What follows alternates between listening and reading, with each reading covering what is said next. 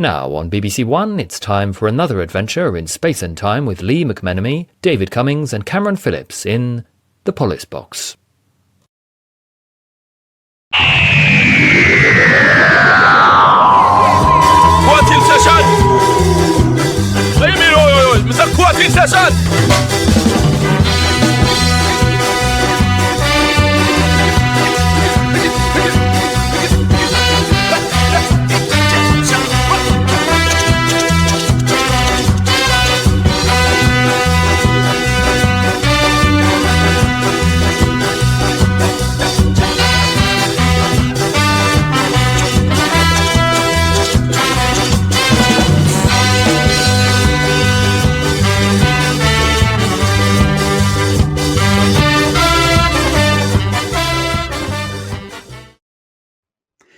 Ladies and gentlemen, boys and girls, kick off your shoes, do all your shopping online, and when you're next in Yo Sushi, don't order squid from the menu.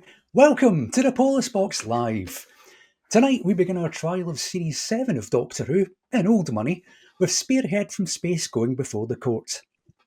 In Spearhead from Space, murderous mannequins are brought to life by an invading alien force in a bid to overthrow humanity. Now, mannequins originated in the 15th century when miniature milliners' mannequins were used to demonstrate fashions for customers. They've since gone through numerous iterations, all the while still retaining their sole purpose, which they fulfil to this day in high street stores all over Britain and abroad. Talking of which, I'm joined as ever tonight by two men who share a lot in common with shop mannequins.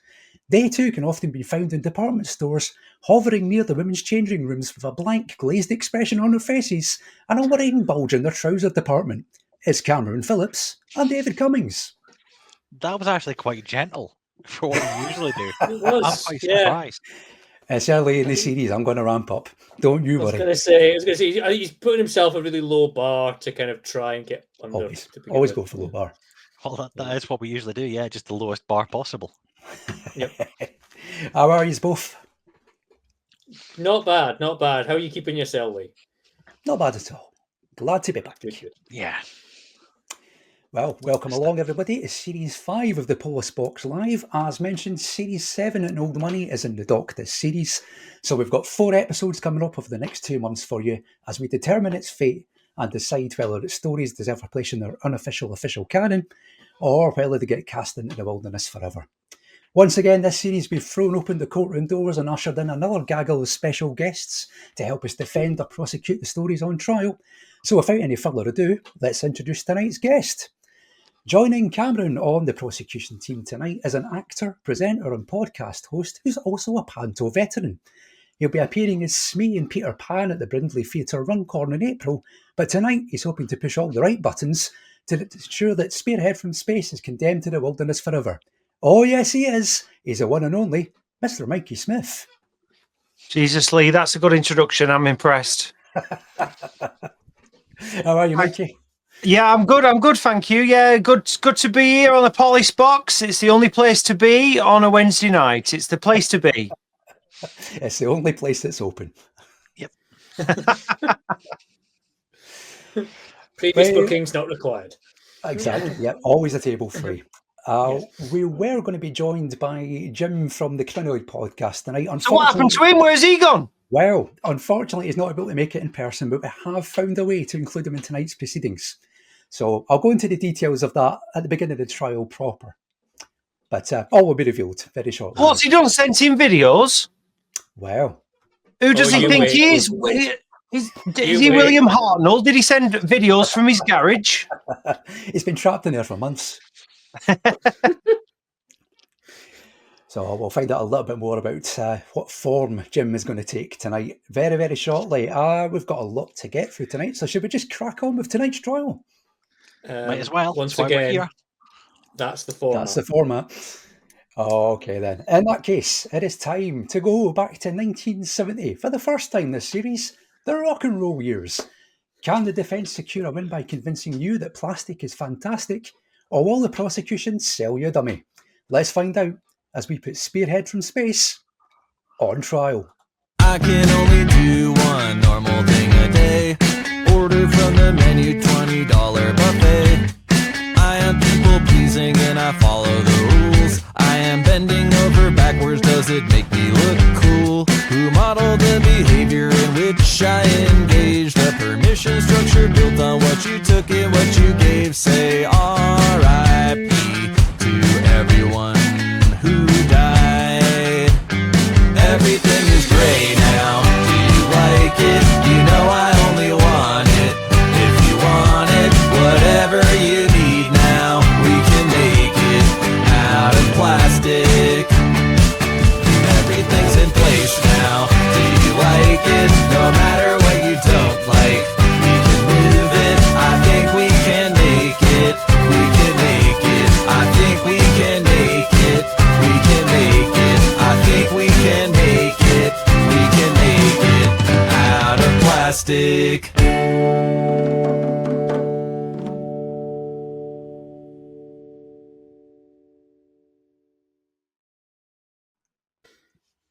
Spearhead from Space was written by Robert Holmes, directed by Derek Martinus, and produced by Derek Sherwin, with music by Deadly Dudley Simpson. It starred John Pertwee as the Doctor, Caroline John as Liz Shaw, and Nicholas Courtney as Brigadier Alistair Lethbridge Stewart, with Hugh Burden as Channing, Derek Smee as Ransom, John Woodnutt as Hibbert, Neil Wilson as Sam Seeley, Betty Bowden as Meg Seeley, Hamilton Dice as General Scobie, John Breslin as Captain Munro, Clifford Cox as the Sergeant, George Lee as Corporal Forbes, Tessa Shaw as a unit officer, Anthony Webb as Dr. Henderson, Henry McCarthy as Dr. Beavis, Helen Dorward as the nurse, Alan Mitchell as Wagstaff, Talfrin Thomas as Mullis, Prentice Hancock as Jimmy the Porter, Ellis Jones as a technician, and Edmund Bailey as the museum attendant. It was broadcast between Saturday the 3rd of January and Saturday the 24th of January 1970, and the viewing figures for the episodes were 8.4 million for Part 1, 8.1 million for Part 2, 8.3 million for Part 3, and 8.1 million for Part 4. Those are the facts, the figures, the stats, and all that gubbins. Let's get things on the road. It's time to call this court to session. This court is now in session.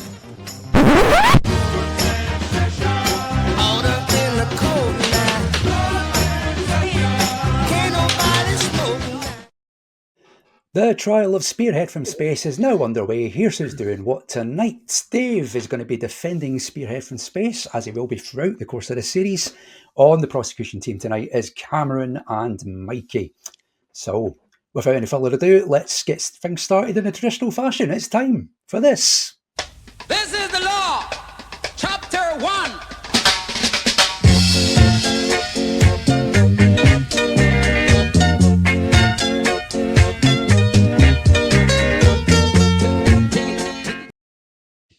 Once again this series, we've flung open the courtroom doors to invite you to take to the stand and give us your viewer evidence on the stories in question. So let's see what you've all got to say about Spearhead from Space. First up tonight, Dan Hollingsworth, who says this: Not Guilty, a successful, action-packed, in-colour regeneration of everyone's favourite children's show that adults can enjoy. Shooting it all in film really helps make it stand out. The new unit team are great fun, and there's some iconic, I don't use that word often, monster moments. He's right, the monster moments certainly are memorable. One in particular, which I'm sure we'll get to. Yep. So there you go, off to a positive start there, and that's what Dan's got to say about Spearhead from Space. Next up is former guest Dave Rennie. He says, a bold, confident opening to the 70s with a cracking script. It looks fab too. The only bits I'll poke fun at is, why does nobody think it odd Scobie that has Vaseline all over him? And that Liz looks so severe here. Well, she's let her hair down by Inferno. It's a fair point. It does look like he's covered in Vaseline, but it was the 1970s. It was a far more Vaseline-filled time. Especially Everyone was. older The thing gentlemen is, though, with mustaches. That's what they had. If you're going to talk about Plastic Scobie being a bit like glistening, the guy in the opening scene never really explained why he's so fucking sweaty. It's dripping off him. And he's there going, Is there a certain anxiety to looking at meteorites or something like that? Is that what this is going on? Cameron, I think you're forgetting that in the 70s, people were keeping a lot of dark secrets in the 70s. And possibly. that meant that basically everyone was really sweaty all the time. And it was a mixture of guilt and anxiety. Except Prince Andrew, because he doesn't sweat. Obviously. Absolutely. And he definitely doesn't have any secrets that he's hiding. I am not saying he does. There's nothing to see there. No. Nothing whatsoever, apart from all that stuff. One man who definitely doesn't have any secrets to hide is Andrew Blair, who's been in touch to say us about Spearhead. He says, I think you can make a case against it based on it taking a while to get going, and the resolution being, I built a special gun, but I don't think it would be popular. Well, Andrew, we're about to test that theory. Yeah, that You take wait. a while to get going, I'll disagree with. And building a special gun is all of Doctor Who ever. So, you know. Andrew knows where it's at. He's already onto this. He knows where it's at. Another person who may or may not know where it is at is Daniel Knight. Let's find out what he's got to say about Spearhead. He says, for 4 episodes, we get to see what an ITC version of Who All Inglorious film looks like. Confident new format, direction, performances, music, some fantastic scary moments, including that iconic one, which has been mimicked but never bettered. Absolutely not guilty. Okay. I've got major problems with that. The problem with that, Daniel, is that I don't want an ITC show. Like, I don't want it. If I wanted an ITC show, I'd put on ITV and watch one. I don't want it. That's your Back away, mate. I don't want it. We've all had a drink. Not my Doctor. Let's go to black and white and telly snaps. That's what it should stay as. No update. Like it should be, Dave. Like it should be. Next up tonight, Gareth Bowley, one of our regulars, has been in touch. Good evening, Gareth. He says, did Doctor Who ever look more beautiful in its classic run? The film used throughout oozes prestige, an excellent combination of Pertwee, Courtney and Johns as electric, plus the Altons are very creepy too. This isn't top tier Doctor Who, but God tier. Not guilty. God tier. No. Tier Doctor Who. It's not often we get God tier mentioned in the Polis Box, isn't it? No, so, you know. It's like, Doctor Who goes God mode. That's just... I mean, we hear Cam say dear God sometimes, but not God tier. Yeah. Sometimes. Yeah. Every episode. Yeah. Sometimes it's only Jesus can save us. Yeah. There's something about Spearhead from Space that makes everyone go, oh, wow, look at the film work. Wow, it's so crisp and so colourful. Wow. There's something about it where that they just want to like evaluate it on that basis. Wow, the film. The film. And I think they need to evaluate it as a Doctor Who. Well, this will all come. Yep. We're warming into this, aren't we? We're warming into this. I'm warming up. After that mime. Well, you have to warm up after that mime, or you'll get chafing. You do. Absolutely. One man who is definitely God tier in our eyes is David Gillespie Pratt, who's been in touch to say, without a doubt, the weakest story of Series 7. But when the other 3 are 10 out of 10 classics, this 9 out of 5, sorry, 9.5, 10 sadly has to come last. An important story in so many ways. A new era, a new Doctor, a new style, and done with a lot of confidence. Not guilty. I'm fascinated to know what the case against it will be like. It seems to be getting a lot of not guilty votes so far. Well, you'll find out, David. He'll find out, but he does round off by saying, how can the story that gave us this image be guilty of anything? It's a fair point. You know your audience here, David, don't you? You know your audience. I can't stop looking at it. I feel like it's looking back at me. The eye follows you around the room, doesn't it? It's winking as it goes. Next up tonight, James HB has been in touch to say us about Spearhead. He says, oh, what the hell? Guilty. The plot hinges on a pink sphere crashing to the earth and being discovered by someone with access to a fully functional plastics factory and the business know-how and contacts to get Madame Tussauds to change their entire policies and sell to shops without fanfare. Mm-hmm. There we go. First stick in the guilty box tonight. Yep. Well, that's fair, but it's not the problem with this show. Of which there are many, as the prosecution will tell you. One person who is not a problem at all is Lucy McCall, who's been in touch to say, not guilty, it brings the unearthly to earth with really creepy effect. We've got a new version of the Doctor to get to know. The Brigadier is back, hurrah! And the brilliant Dr. Liz Shaw is introduced. Also hurrah! There's a lot of hurrahing going on there with Hurrah's all any round. kind of yeah. I don't know. The definition of hurrah might be different from my definition of hurrah. Do you We'll not hurrah approve of about such that merriment, later. Gab? Not in this instance. Not at all. One person who always brings merriment is Joe Short, who's been in touch to say this. She says, not guilty. It's 1970 and we're in colour. Unit are here, Pertwee's here, and it's all systems go.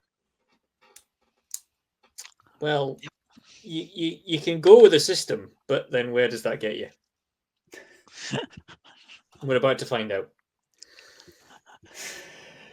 Next up, short but sweet, it's MJ Herbert who says, it's a great story to open this season. Yep. It's concise, I'll give them that. Yeah. Yes, it's straight to the point. Absolutely no hanging about. Cam would argue that's not a great season, and he will for the next few weeks, but Probably. That'll be the next 2 months. That's the format. Who is next? Oh, who's next? It's our pal from across the pond. It is, of course, the one and only Mr. Joe Llewellyn, who says, welcome back. Thank you, Joe. Hey, welcome back, Joe. Hey. Hello, Joe. I'm holding off on the rewatch until the Blu-ray set arrives, but I have no problem rendering a verdict. Season 7, Pertwee, Liz Shaw. The Brig is a serious military leader. Absolutely fantastic. Fuck yeah. I may copy and paste this for the next 3 stories. Fair enough, Joe. Fair enough. There's a man cutting corners there with his viewer evidence. So, I hate to say it, but I might do that with my notes. Lee, where's Joe from, Lee? I'm not sure which part of the States he's from, but I think he's Western. He's from America. Yep. North California, actually, because you mentioned it before. Wowzers. So there you go. Yeah. Howdy. Fans all over the world, Mikey. None in this country, but fans I all know. over the world. Look, I'm impressed. One man who always impresses us is Pete Lambert, who is saying this about Spearhead from Space. Yay. Say, it's a triumph. Only negative. I get the drama and making Liz a bit starchy at first, then having fun as soon as she pals up with the Doctor. But maybe that first impression wasn't helpful if it stuck in viewers' minds. But now I've seen how dismally women are treated in Doomwatch. She's even more awesome. Doomwatch Liz would have betrayed humanity to the nesting with the Doctor explaining it was inevitable because of her unmarried womb. Dread to think what they'd do to Doomwatch Joe if she brought them sandwiches they didn't like. He rounds off by saying, also fascinating is the only time a new actor cast as the Doctor goes out of his way to be similar to his predecessor at first. This isn't a new incarnation. This is the same mischievous character being played by a different actor because the Time Lord's changed his appearance. Nothing else. Blooming LP. That's a bit of a conspiracy theory. I like that. At no point does he whip out a recorder. No, or spoons. Well, there's a shower scene, but Well, what John Pertwee was doing with a recorder in that shower, we'll never know. it's his own business. It's his own business. If he wants to play a little tune on it, then he can feel free. In a room full of consenting adults, it's absolutely fine. Absolutely fine. Next up tonight, Space Helmet for a Cow, who I don't think's been in touch with us before, so welcome aboard, Space Helmet for a Cow. I'm going to go with hello, Tom, because I can see the @Tom Evans. Yeah, hello, I'm Tom. guessing Oh, yeah, Tom. there we go. I'm not going to call him Space Helmet. That's just weird. Your powers of deduction, Dave, are second to none. Thank you. I feel like I don't love it quite as much as everyone else, but obviously still not guilty. I'll tip you over the edge, Tom. Did anyone ever read the book Space Helmet for a Cow, which is like a critical analysis of Doctor Who? Yeah. No. It's quite a good book in Italy. I really enjoy it. Very good. Yeah, no one ever talks about it. I don't know why, but it's kind of like a fun analysis of the show. Yeah, aye. it's like a link to where you can buy it in the show notes for this. It's worth a read. Yes. You haven't read Put it a link. before. Put a link in, Lee. Yeah, I'll do that. I'll shove Thanks, a few mate. quid their way. Me and you, Mikey, we'll even take a cut of the profits. Go for it. But yeah, it's quite funny. It's a good book. Good book. Yeah. Okay, it's been broadly positive in viewer evidence so far tonight, but who's this coming over the horizon? It's Paul Quinn, who says it gives poachers the Welsh shop dummies and hairy tentacles a bad name.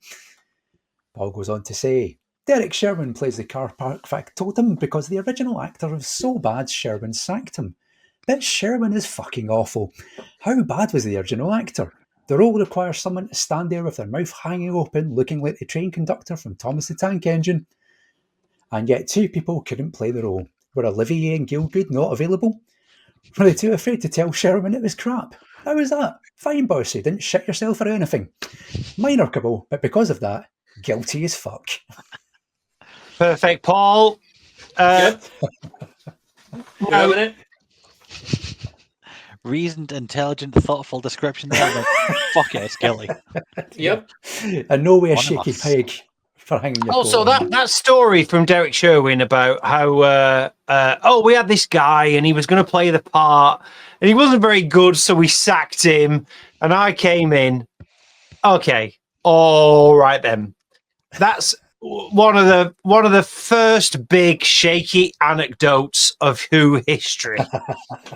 What a load of bollocks! That obviously he was going to play that part from the off. That's just a showbiz bullshit anecdote. And yeah, I'm done on that. Yeah. And when he parked the car and turned round, they were all wearing eye patches, Mikey. Yep. Absolutely. And then they all went off to lunch and left him in a Dalek. One man who has never been left in a Dalek, as far as we're aware anyway, is Cy Hart, who says this. Definitely not guilty. It's one of the most confident and stylish makeovers the show has ever had. Plus, it was partly filmed where I work, so that's a definite plus. He works in a plastics factory. Yeah, that or Marks and Spencer's and Ealing, we don't know. Does Cy Hart make dolls? That's You'd have a to big ask him, question. Yeah. Cy, if you're watching tonight and you can confirm or deny if you make dolls, then please do so. Send us a comment in the comment section. Also, it's not a makeover, Lee, if it's just for one episode. Like, it's completely different, I'll give it that. But then it just lasts for one episode, so it's not a makeover, is it? It's just True. You've got him pegged there, Mikey. You found the flaw. In his argument. You're right. Final bit of your evidence tonight is from a man who rarely has flaws in his arguments. It's Rassilon's Trousers, who says, good luck with the prosecution on this one. Apart Thank you. from Pertwee's weird gurning at the end, it's pretty much flawless. It's so fresh and confident, it's almost hard to believe. This is the same show that inflicted the Dominators on us a year beforehand. Wow. So there you go. These are the kind of guys that are sitting there going, oh yeah, Dot and Bubble, what a masterpiece. Yep. Exactly. As we'll find out when we get to series 1 in about 15 years' time in the Polis Box Live. Isn't Russell T Davies one of the greatest writers that Doctor Who has ever seen? From Dylan Reese, age date. Yes. Evening, Dylan. Right then, that's all the viewer evidence for tonight. Before we start the trial properly, just time to remind you of 2 things. You can get in touch and give us your thoughts on Spearhead From Space. You can send us a message through the live chat box or on the very YouTube video you're watching right now. We'll put them up on screen as they come in. We've had a few already, so I'll troll through those and put some up in a wee while. Also, voting is now open, so based on the arguments put forward by Dave, Cameron, Mikey and Jim, God rest his soul, wherever he may be tonight, is Spearhead From Space guilty or not guilty of crimes against Doctor Who? The decision is yours. Cast your vote now. Go to, and we've got a new poll running here, so tinyurl.com/polisboxvote, or you can click in the link on the episode description of this video you're watching right now. It'll take you straight to the poll, and you can cast your vote there. We'll reveal the results at the end of tonight's show. Now, as we mentioned earlier, Jim from the Crinoid podcast was due to join us tonight. But sadly, due to illness, he can no longer attend the courtroom this evening. However, If modern technology has taught us Doctor Who fans anything recently, is that nothing is ever truly lost forever. So, with that in mind, we hired the finest minds in the AI technology field to ensure that Jim can still be part of tonight's proceedings. So, as always, guests go first on the Polis Box Live. So, AI Jim, let's have your first piece of evidence as to why Spearhead from Space is not guilty of crimes against Doctor Who, please. Ah, there you are. I seem to be stuck up here with a fucked throat. This is my replacement, a dandified AI clown, provided by kind sponsors of the Polis Box, Ian Levine Industries. It is my very great privilege today to defend Spearhead from Space, a jewel in the gem-encrusted crown of Doctor Who. There is much to love here. Stylish new color, luxurious 16mm film, the return of Unit, and a twinkly, playful, pre-arsehole third Doctor. But I'll be concentrating on two things today. The first is the dizzying array of memorable characters. Exhibit 1, supporting characters. Firstly, the scheming hospital porter, Mullins. A man who's quite prepared to sell out his hospital's patients to the gutter press, and whose teeth are so huge that when nibbling on a breadstick, he starts at the far end. General Scobie, a crusty old warrior with an eye for a pretty girl. Although John Barrowman would be deeply aroused if a baby-oiled version of himself turned up at his front door, our man Scobie is only bemused and terrified. Ransom, who fails to chat up a plastic woman and drinks tea like he's just had 7 teeth removed. Hibbert, a quisling for the Nestines, who might be able to lie more convincingly about his company's new policy if he hadn't had a stroke earlier that morning. The mysterious Autumn leader, Channing, who evokes an alternative universe in which Peter Sallis got the part of Hannibal Lecter. Sam Seeley, an unreconstructed yokel who only needs his wife for grub and presumably the occasional orifice, and whose artless evasiveness about his thunderballs nearly leads to Captain Munro, a man as beige as his uniform, blowing his stupid whiskery head off his shoulders. And, of course, Seeley's wife Meg, whose mumma-set remark, "Something must have frightened him dreadful afore he died," put the BBC's relations with the working class back 50 years. Sam and Meg Seeley is the love story that we Doctor Who fans never knew we wanted, because we didn't. Dr. Beavis, a flamboyant chap who probably needs to have his hard drive searched, and who gets to dress like John Pertwee before John Pertwee does. And the curator at Madame Tussauds, who seems to be a grand old retired thespian, but even he can't interest anyone in the most boring waxworks display in the history of static entertainment. So even when the pert, the upstanding and erect Nick Courtney, and the luminous Caroline John are not on screen, there are plenty of also-rans here for us to marvel at. So there we go. AI Jim has spoken. I very much appreciated that it included Ben's erection. Oh, Jesus Christ. So there you go. Argue those points amongst yourselves. Who wants to go first on that? Well, it was hard to concentrate because I was just looking at Ben's erection. It does transfix, doesn't it? You can't look away from the eye. Oh, boy. Sorry. I don't know Go why ahead, that's Kim. tickled me as much as I was killing myself laughing through that. I was hard to listen. Right, anyway, characters, right, yeah. Yeah, I mean, without going through them one by one, it's a little bit kind of difficult, but we'll give it a little try, shall we? Is AI Jim going to be back later on the evening, or is that him There'll be done? more from AI Jim later in tonight's programme, yes. Oh, okay. Wonderful. I think I'm just going to look at some of the points that I've got down here and the closest thing. I mean, I think the closest thing I've got to some of the supporting cast in this, as far as a point to go against that, is the fact that this story has a really binary attitude towards British class at the time.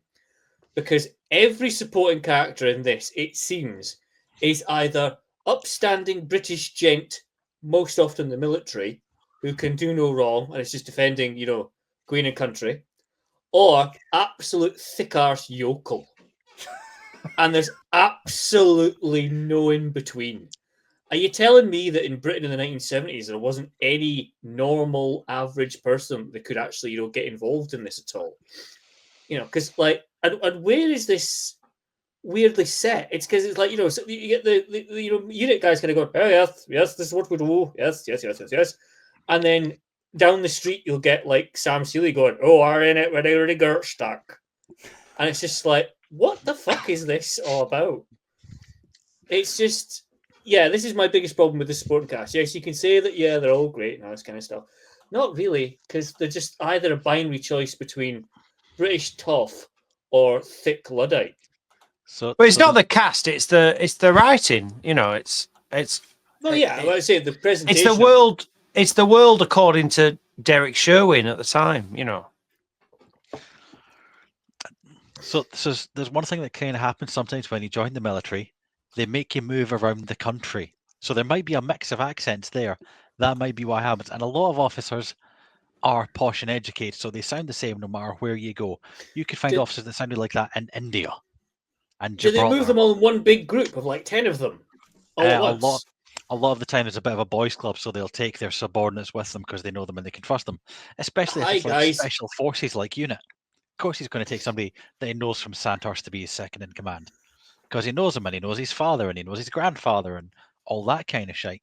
So yeah, the military are going to sound like they're military officers. Because even at that time, if you wanted to be in with the military officers, you'd probably change yourself so you'd sound like them.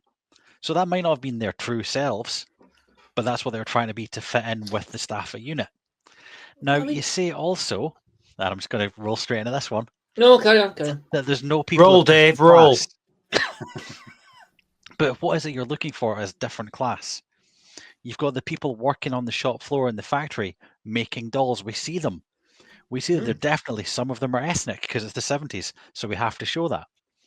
You've got the officers, you've got the soldiers. The soldiers have got normal working men's soldiers' accents. You've got the young designer who has been to America to try and sell the product. He's not posh and rich. He's this young lad with ideas. He's maybe been at university, but it's more likely to be fucking art college, isn't it? And he's trying to bring himself up. And then he's been sacked, and it's not, don't you know who I am? Don't you know who my father is? Like, oh, I've been sacked. Fuck it, I'll break in later and steal some stuff. So you're saying there's no different classes here, but there's whole levels of like education, intelligence. So it's not just posh boys and working scum. It's not just like the officers and the poachers. You've also got the young designer. You've got the staff in the factory. It strikes me, though, that anyone involved in this, in a sort of what could be termed as a menial, low-skilled task, like you say, like the factory workers, we've already said, they are presented as somehow foreign, aren't they? They're presented as different. As different, they're not like us. They're not white. Yeah, okay. Yep. And then also it's the hospital caretaker as well, as we said, Mullen. Yep. He's also like, he presented as like Welsh, being from the valleys, a bit out there, in the country somewhere, that devilish bastard who will essentially break patient confidentiality for working in a hospital, which is a bit fucking weird. So all for the benefit of a bit of change. Do you think it would have been better if everyone had RP accents, like they'd all been to stage school and they'd all sound exactly the same? I just like somewhere in between. You know what this story's missing?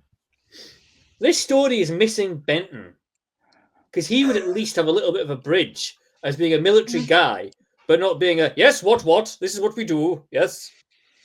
Kind of thing. You know what I mean? Benton would have improved Spearhead From Space. There we go. And I can see that to a point, but they're probably trying to stop just bringing back the same characters.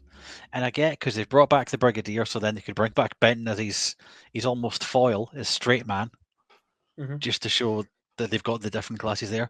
But then you're just bringing back everyone that's been in it before. They're trying to be different. They've got the touchstones that we recognise, but there's also new people in it. Can I just check, Lee? So I don't want to disagree with my learned colleague Cam, because obviously we're both on the same side. But I don't think this is what the problem is with Spearhead from Space. Do I just keep my counsel until later? You can chip in whenever you want, man. Bring it on now. If it's a problem, Mikey, you bring it the fuck on now. Okay. So my problem with Spearhead from Space is that it's not Doctor Who. It bears no relationship whatsoever with what comes before it or what comes after it. It's terrible. It's a carry-on film without the tits. The music is ridiculous. The way the story evolves is pure Ealing comedy. It has no relationship with Doctor Who whatsoever, even to the point at which its lead actor completely changes his performance in the next story. It's not Doctor Who. I don't even know why we're sitting around talking about it. Because it's non-canonical. Nope. It's not. It's. I would say it's the least rewatched episode of Doctor Who. Good. A statistic with no facts to back it up. I do like those. I don't care how many times the BBC want to re-release it and get all excited about the fact that it was shot on 16mm so they can Blu-ray it. It's not Doctor Who. It's not very interesting. It doesn't come from anywhere. It doesn't go anywhere. And I'm sick of people getting all excited about the fact that it's shot on film. It's ridiculous. It's shot on film because Derek Sherwin decided to come out the pub for a day and get involved. And what he wanted to do was be working for ITC. So he shot it on film. And then he buggered off again. But it's not Doctor Who. It's not Doctor Who on any level. Okay. Dave, what you got to say to that? So one thing that this is guilty of is that it was shot on film. Now, that's not because it looks bad or because it is bad, but because they wanted to shoot it on location so that they wouldn't be struck by the union rules about filming it on set. So they went and filmed it on location to break the strikes. That's the only reason this is guilty for being on film. I think when you've got a new series, you've got a new doctor, you've got a new companion, you have to try new things. And I think if they'd gone for the same old Doctor Who has been done before, but with a different lead actor, Mikey would now be sitting there going, but there's nothing new in this. It's just the same old thing we've had before. They needed to try new things. So I don't think you can say this is guilty because they've done things differently. You're saying, put your hand down, Mikey, I'm not finished yet. You're saying this is like Carry On films, and it's like Ealing comedies.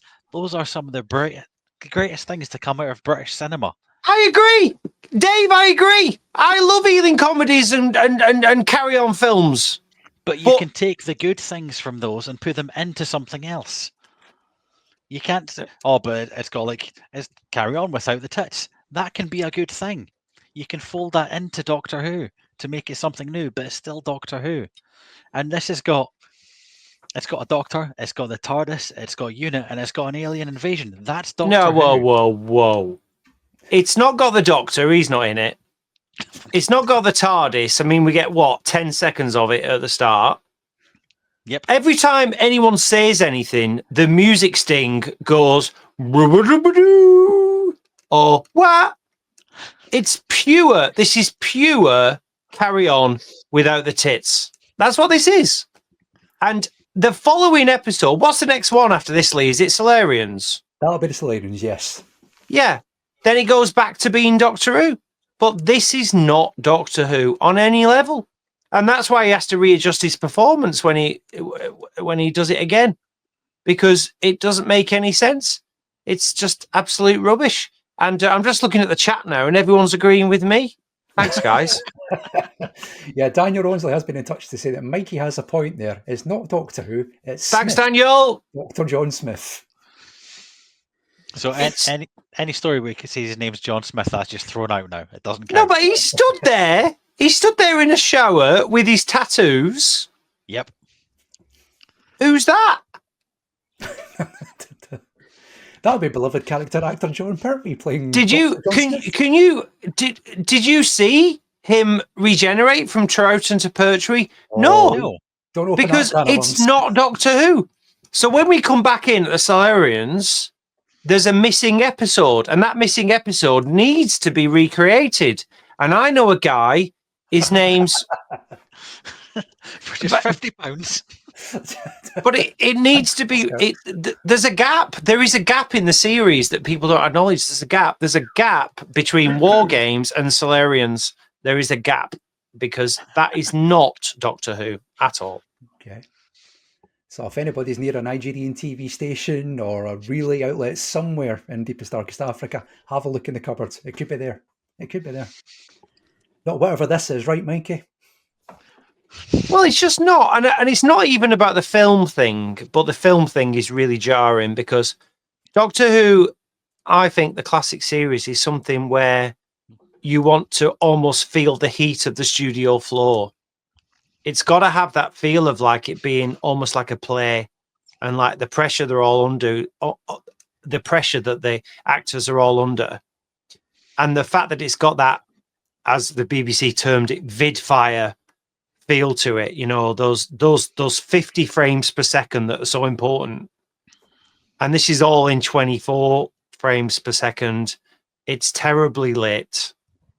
And it's basically, I mean, because it's so Sherwin-led and he's so old school, I think this is where Cam's coming from, where he says, why are we looking down on the working classes here? And we're looking down on the working classes because that's what your average producer in 1970 did. They looked down on the working classes. But Doctor Who's not supposed to be like that. It's supposed to be different. And this isn't different. It's the same. It's not Doctor Who. I would like the DVD of Spearhead from Space recalled from the library. The Blu-ray's already been recalled, but the DVD needs recalling. I believe the DVD is still available in CX. Burn them all in a big pyre in front of Television Centre, right, Mikey? That's right. It's the way to go. Just next to TFI Fridays or whatever is based now at the. We need to find a way of getting this squeaked off iPlayer as well. Absolutely. True. If it's good enough for Fear Her, then it's good enough for this. Just get rid. Dave, do you see where I'm coming from? It's not. It doesn't feel like Doctor Who. So it doesn't feel like Doctor Who because it's new and different and it's shot differently. It's not new and different. It's not new and different because if it was new and different, that new and different vibe would carry on into the series. It's the same. It's just colour. It's not new and different. There's nothing new and different about it. But you've said that it's not a continuation of the previous stories because it's different. And now you're saying it's not different, it's the same as what's gone before. So which is it, Mikey? I take your point, Dave. It's a complex argument. I take your point.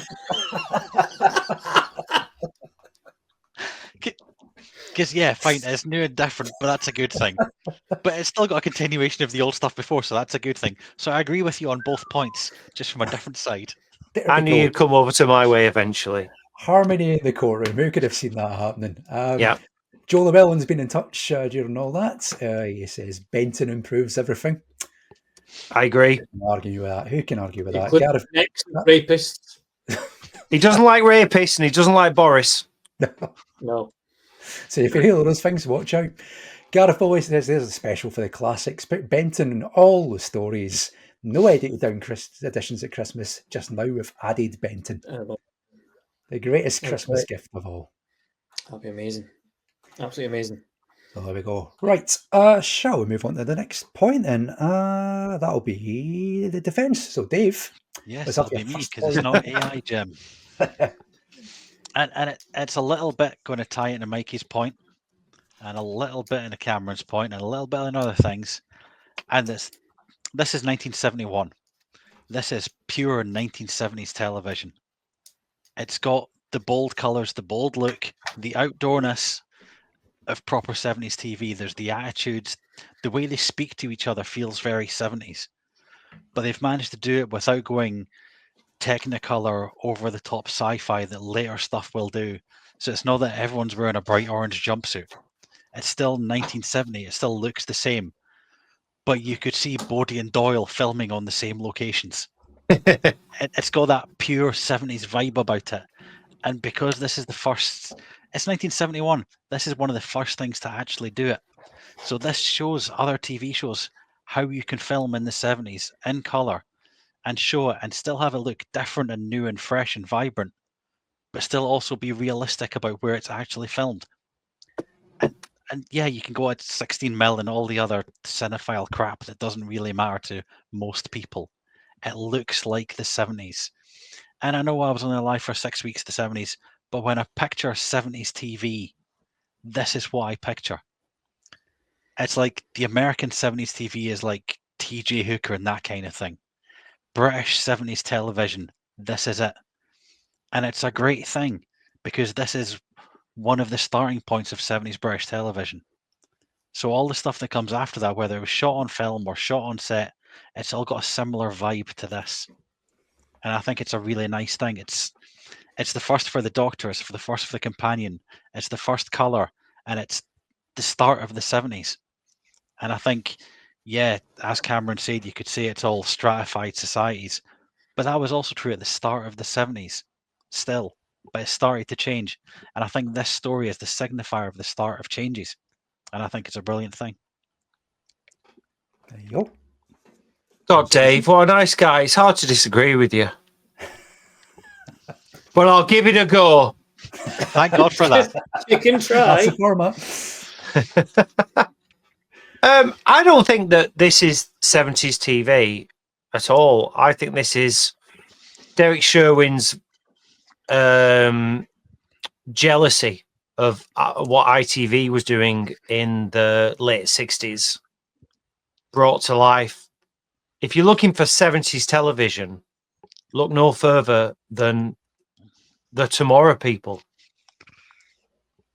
That's what 70s television looks like. It's a mixture of studio and film and CSO and long hair, very long hair.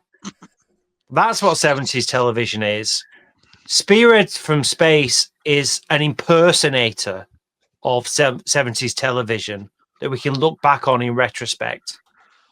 This is just a bad version of 60s Doctor Who that happens to be made in colour. Yes, indeed. I'll agree with my learned colleague here. Am I the only person Cam. on this? Am I the person on this show that wasn't even alive during the 70s? Oh, here he goes. Here he goes. Say again. Am I the only person here that wasn't alive during the 70s? I'm a lot younger than you, so no. No, it's okay then. I had a moment of going, wait a minute. Hard fire. Okay, that's fine. That's okay. I mean, if we're going to go about how 70s television, you know, the 70s represented by the black and white fucking minstrel show, is it not? Or some shit like that. Bloody Love Thy Neighbour and all that bollocks. I'd say that's more late Again, 60s. Looking down upon people who aren't white. And as I So said, if you're going to say it's 70s, yeah, it definitely is. this represents the start of the change. It's the start of the 70s. I don't think it was laying much seeds for the change, though, was it? Really? I think it was very much reinforcing some of those things. It might have changed after this, but I don't think anyone's going, oh, you know, that Spearhead from Space, pivotal moment. That what a linchpin. I just did. Yes. What? Wrongly. I don't want to disagree again with my learned colleague, obviously, but I think that the tradition of Doctor Who looking down on the working classes goes all the way through to 2024, to be honest. So I don't necessarily think that's the issue, because I just think that's television language, you know, kind of, oh, this guy works in a shop and therefore he has a regional accent is how the show is made now. So I'm not going to blame Spearhead from Space for that. I'm not going to call the Well, we can. It's not even where it starts. It's a tradition of television because for ease of use, television has to go for the easy, the shorthand, and that's why it goes for this. Which is why your brave people are good-looking men, and your heroines are good-looking women. This is just what television does, and has always done it until someone breaks the circuit. But they certainly weren't going to do it in 1970 because they haven't done it now. It's also in this how two characters who are like deceitful and will engage in betrayal of everyone around them. One's a hospital porter, Welsh accent, sells out the doctor for money. The other one is going to hide an alien artifact because he thinks he's going to get money for it. He gets some country bumpkin accent. That's what I have against this. In fact, no, you're dead right. You're dead right. But I watch a lot of Netflix cartoons because I've got a little girl, and Netflix cartoons now all use the same shorthand. Yep. Oh, yeah. It's still all there. No one's fixed it. Maybe okay, Lee. Maybe tonight, between the four of us, we could solve this problem of media, where people from working classes or with regional accents are looked down upon as either the problem or the practical solution. How can we solve it right now, Lee? Well, do you know what? I won't lie to you. When I first came up with the idea for the Polis Box 9 years ago, that was exactly the question in my mind, Mikey. So we haven't resolved it yet. Yeah, we're still working on it. It's not really just up to the four of us to decide. I mean, the people watching can obviously help out too. So if anybody can answer that question for Mikey, feel free to chip into that. I think they're busy just putting Benton's name in every episode title. I can see that, yeah. Yeah. Usually when we get an idea in the Polis Box, the viewers turn into the commissioning department. I mean, so far tonight we've had the ambassadors of Benton. Daniel Ronsley has Doctor Who and the Silurians in Benton. Who can forget the mind of Benton, let alone the claws of Benton? Yes. Colony in Benton, we all remember that, the 4-hour episode we done on Colony in Benton. Yep, Colony in Benton. And of course, the classic, the true classics, Benton Undead, and the 5 Bentons. Yes. Magical episodes, each and every one. What about the Benton Complex? The Benton. That was a good one. I'd like to shout out Joe. Oh, yeah, you just put it up. Joe with the greatest Benton in the galaxy. That's my favourite. Well done, Joe. Joe, what do you think about the struggles of the working class in modern mass media? Let us know. Keep an eye out for his response. Yeah. Let us know your feelings, Joe. And anybody Answers, else, please, in the comments. Answers on a postcard, too. Yes. Okay. Right. Are we done with the point we were talking about there with Dave? Whatever point it was, then I think we're done. Yeah. That being the 70s was the point. Okay. Yes. Once you start getting into Benton's titles, it's time to move on to the next point. So that's what we'll do. Cam, shall give us your first point for the prosecution of Spearhead from Space, please? Okay, we're going to drop this one now. What in the name of Christ alive is the nesting supposed to be in this? I mean, it spends most of the story as a pulsating cling film covered anus, which we've all been there for weekends, haven't we? Yeah. And then it reveals itself as having sort of hairy tentacles, which would kind of be the very opposite of plastic. It looks quite organic to me.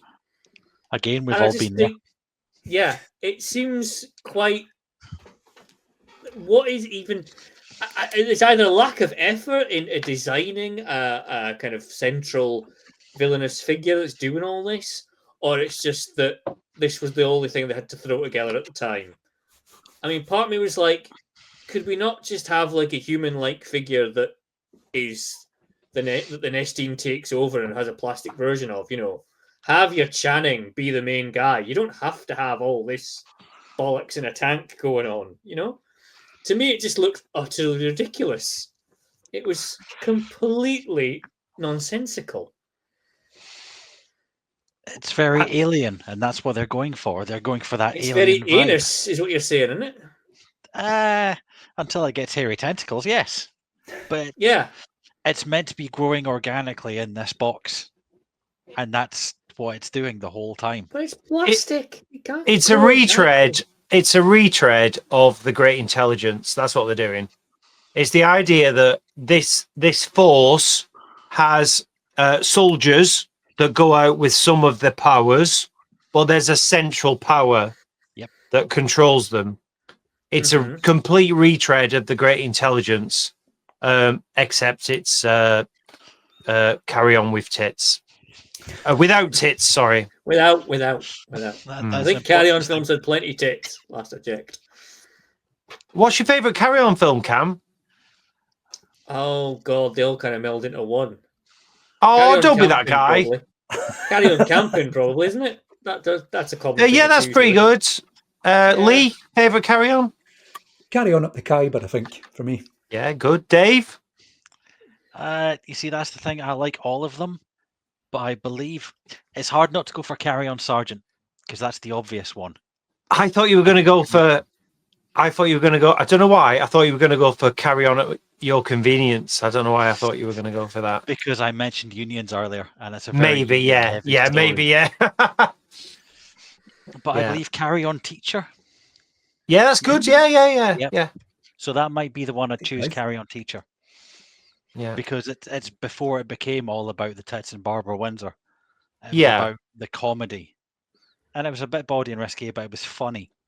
So the early Carry-Ons are probably where I'd go. Not when they changed and made them in colour and shot them on film or any of that nonsense. Yeah, that's rubbish. Just so they could release them on Blu-ray later on. Yeah. Yeah. But for the record, mine is Karen at Your Convenience. Let us know in chat what your favourite is, but mine's Karen at Convenience.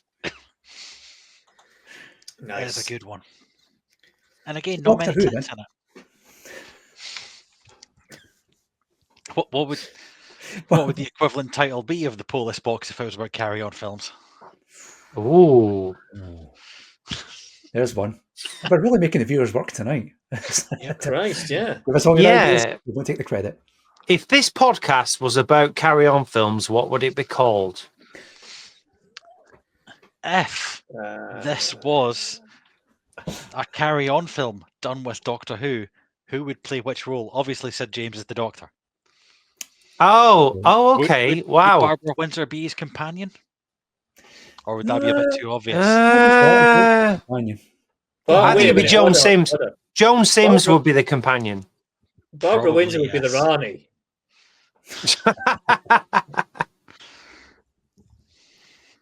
Who'd be the master? Sid? Sid Williams. James? No, I think Kenneth Williams. Kenneth Williams, yeah, you're right. Yeah, Kenneth Williams, yeah. Hattie Jakes would be the companion, says Gareth. He does. Yeah, sorry, that's okay. I'm not always keeping an eye on what's going on the side of the screen, so you know. Yeah. So there you go. That was a nice sidetrack for us. I just felt like doing that. It's almost like we think Spearhead from Space is a foregone conclusion as far as the vote goes tonight, and we're just going off in directions. Hey! I'm just saying it's not. Excuse me. I'm saying it's a case. Excuse me. No, I say this. You're giving the impression that the judge has already made his mind up. Not down to me. Is influencing the court. It's not down to me. Actually, Charles Hawtrey was famous for his wig, so he's like Anthony Ainley. So he could be the master. There you go. Yeah, Gareth Bowley agrees. Charles Hawtrey is the master. Yep. Mm-hmm. Oh, there we go. Sorry. Great. I've got more people backing you up tonight. Mikey, Joe Llewellyn's has been back in touch to say I'm working class by birth. Worked up. Me too, Joe. I'm also a Southerner by birth. Not like you. So I find a lot of portrayal of the working class patronising and insulting.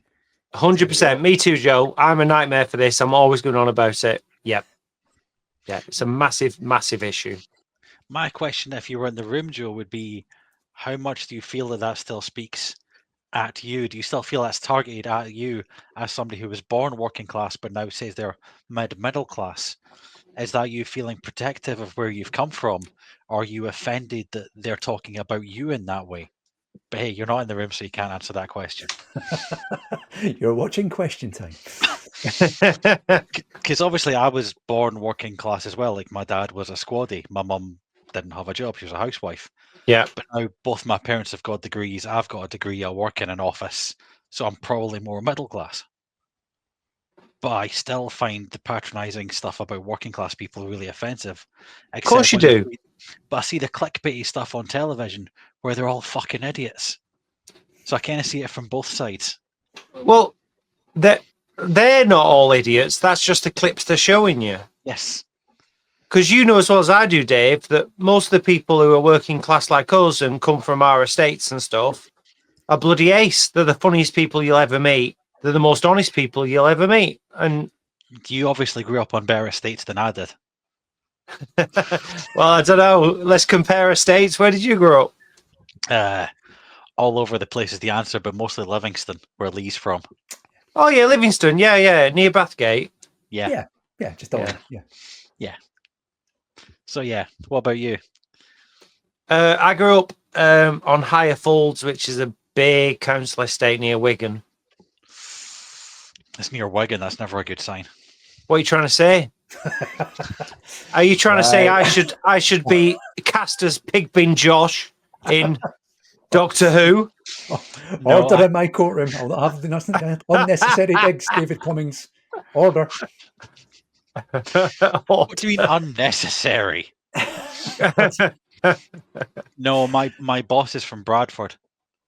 So he tells me a lot of stories about what it's like down there a lot of the time when he was growing up. Obviously, a lot longer ago than when you were growing up, so it might have changed since then. Yeah. Furious sound of backpedaling. No, it's complicated. The whole thing around class is really complicated in this country. Gareth says, Jim Dale as Benton. What perfect casting. Oh, God, you just pressed. I'm so sorry. I've done it again. Sorry. You're keeping me on the ball, Mikey. It's fine. Gareth Bowley also says Terry Scott is Brigadier. Can't argue with that. Yeah. No, that'd be good. And Bernard Bresslaw is an ice warrior. No, that's too fanciful, Gareth. That'll never happen. That'll never happen. Yeah. It's just a shame they're all dead. So carry on wise, we had Bernard Bresslaw and we also had the meddling monk, didn't we? Oh, Peter Butterworth, yes. Yeah. So there you go. That's a bit of crossover. I know with Doctor Who and EastEnders have quite a lot of crossover. Semi carry on. Yeah. Okay, right. We're rolling ever closer towards the half-time break. So, Mikey, do you want to give us a point of the prosecution of Spearhead from Space before we do that? What you got? Oh, Jesus. Okay. I don't know what I've not already said. Carry on responsible. Oh, okay, yeah. So I've done the bit around. I don't think it's canonical. I don't think film is the right medium for Doctor Who. I think the music is terrible. Oh, yeah. I think that Spearhead from Space is entirely responsible for Tim Trelaw's terrible impression of John Pertwee.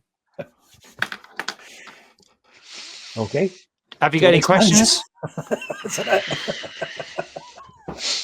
So somebody does a really recognizable impersonation of the Doctor from this story, and you think that's a bad thing? Because John Pertwee in this story hasn't found his character. He's floundering. Bless him. Like, I can see it. He's floundering. He's no idea. So he's doing this sort of semi-comic thing. He's got no idea what to do. He's getting no direction. It's obvious Pertwee's getting no direction. He doesn't know what to do. And he's busking it, based on his confidence and talent. He's busking it. And only in the next story do we start to see someone give him some bloody direction. Bless him. But there's absolutely no sense of John Pertwee as the Doctor in this at all. I mean, do you disagree? And I think, and the reason I bring up Tim Tremolo is that he just used this bit of the Doctor, which is all Pertwee can do in this story because he's got no character. So it's just his natural cadence being filtered through, a film performance rather than any performance as the Doctor. Not to do the defence's job for him, but is that... Oi! It's not for you, Lee, to disagree. Dave knows what he's doing. So many times that's been shouted at me. He knows what he's doing. But is not the same true of every Doctor? That the first initial outing is no reflection on the character they then become? Yep. No, I don't agree. That's what I was going to go with.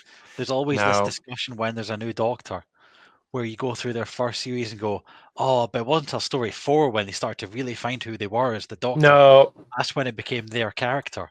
And it's true.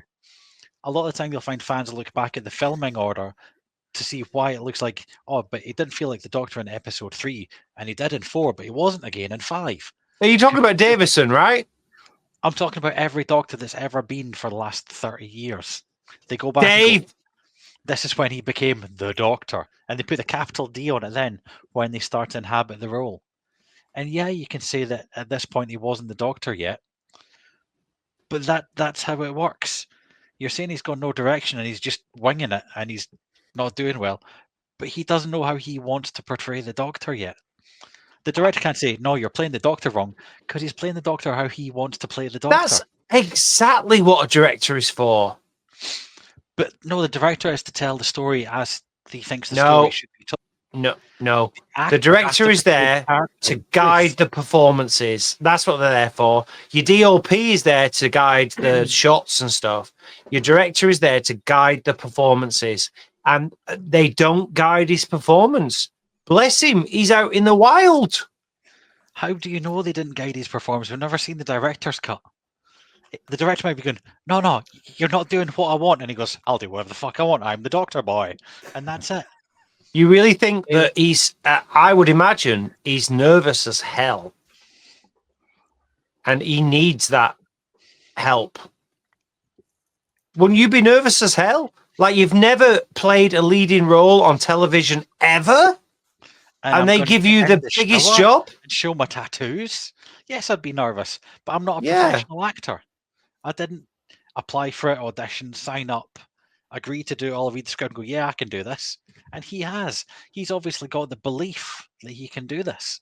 Oh, well, you need to drink with more actors. We are all completely fragile, fearful souls who don't have a clue what we're doing.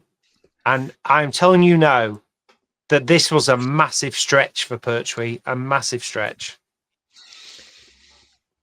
In fact, I would go so far as to say he hadn't even done any studio-bound shows, so wouldn't even know how to hit his mark and all that stuff that happens in a studio that is different to film.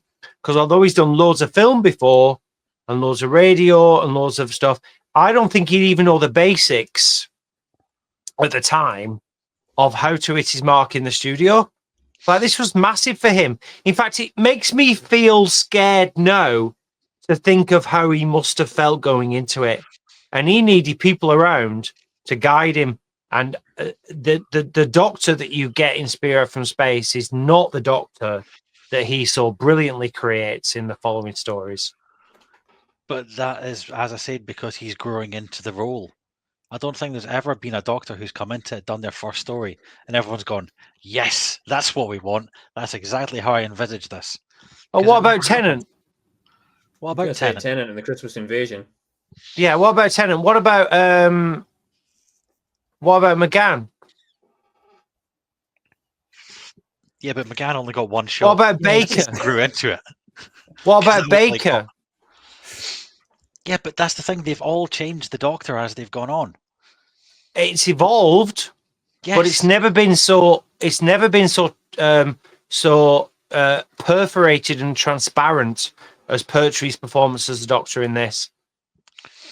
This is not. I don't even know why we're arguing about it. This isn't Doctor Who. It's not canonical. So we should just move on.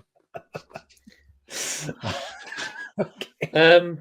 If I may be so bold as to add Thank you, my learning colleague. To this.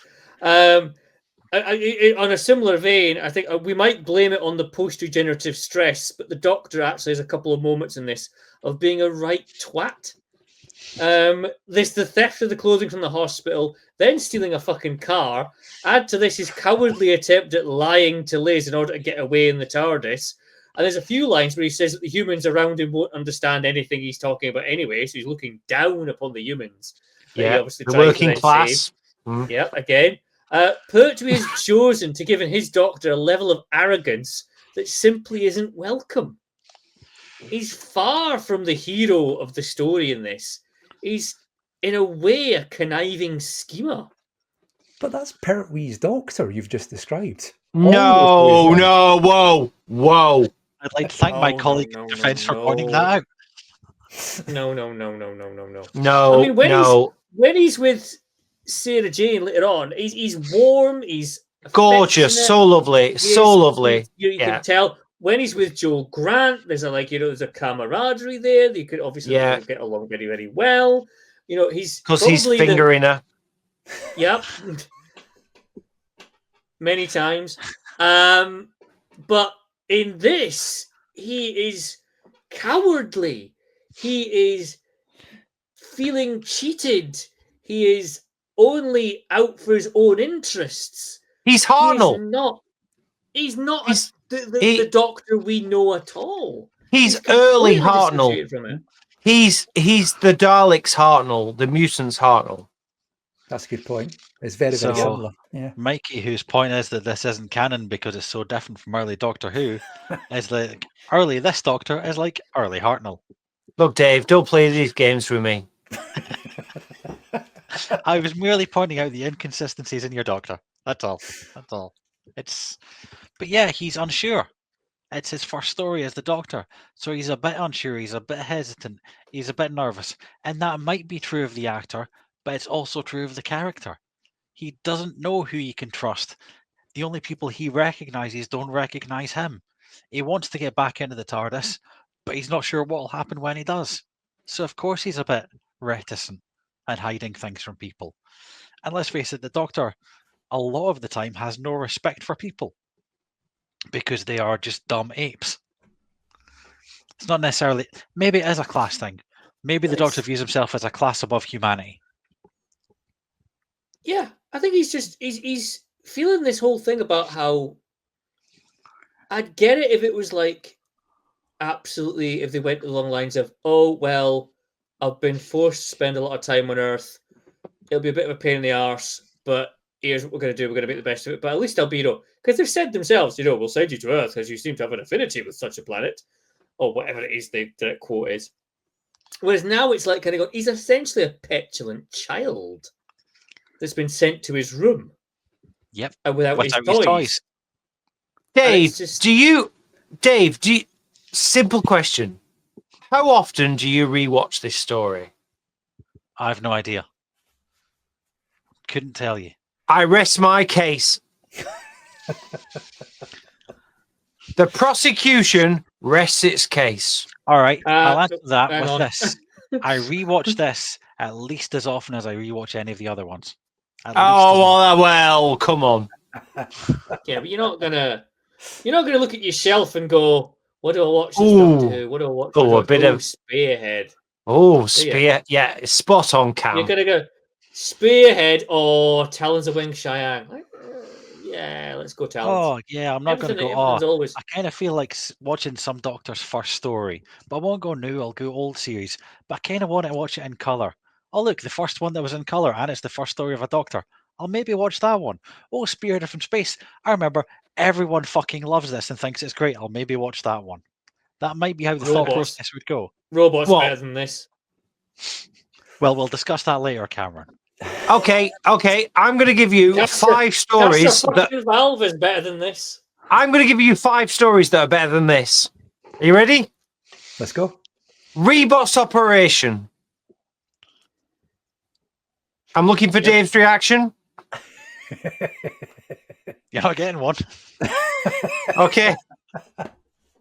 The Visitation. These are bold claims. Yep. Very bold Yep. claims. Okay. Fear her. No. No. Journey's End. Okay. Number 4. Bentons End. Mind Robber.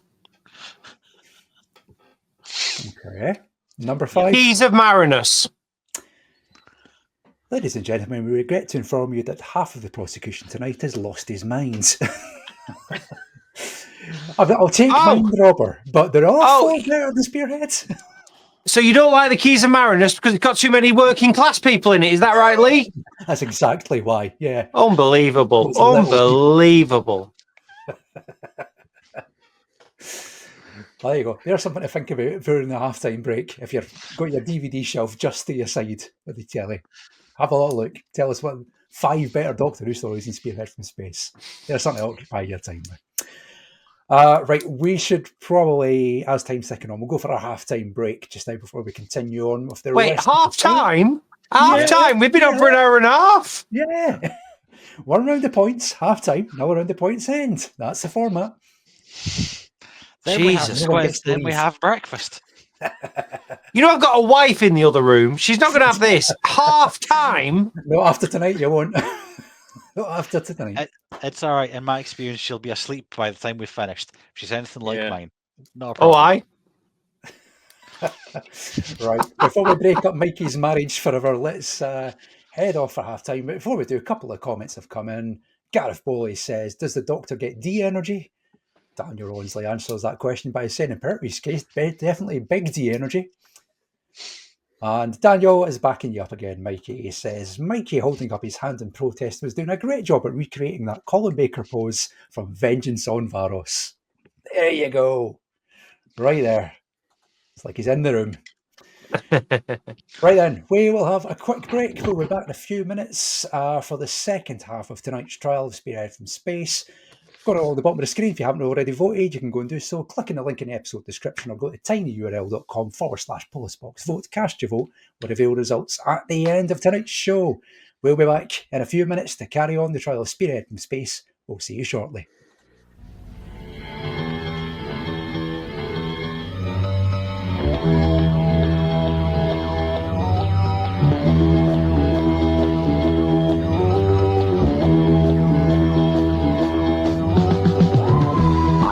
The void beyond the mind, the empty space that circles time. I see where others stumble blind to seek a truth they never find. Eternal wisdom is my guide. I am the Doctor. Through cosmic. And we're back for the second half of the trial of Spearhead from Space on the Polis Box live tonight. Right, I've had a little look at the vote and a halftime break. It'll surprise no one that it's fairly one-sided, but there is still time to vote if you haven't done so already. Why is it going to surprise no one? I've got to be, whoa. It's fairly one-sided. In what way? I can't tell you right now. That would spoil the surprise for the end, wouldn't it? Well, don't say it's surprise no one is fairly... Don't gaslight me, Lee. What? What's going on? Would you like to know how it is at the moment? I would like a feeling of whether me and Cam are winning the debate. Okay, no well, is the answer. Yes, Dave is entirely right, because the current score is guilty 0%, not guilty 100% of votes so far. This is nonsense. Nonsense. tinyurl.com/Polisbox. Vote if you want to cast your vote on either side. Yes. Entirely up to you. Or click on the link in the episode description of the video you're watching right now. It'll take you there. We'll reveal the results later in tonight's show. Right, let us crack on with the trial before Mikey gets kicked out his own house by his wife. We're going to go to the next point in the trial for AI Jim, who is replacing Jim from the Crinoid podcast. Here we go. Tonight. So let's see what his AI imagining of himself has to say about Spearhead from Space now. Exhibit 2, Set Pieces. Spearhead boasts a number of memorable set pieces, all shot on sumptuous 16mm film in glorious BBC colour.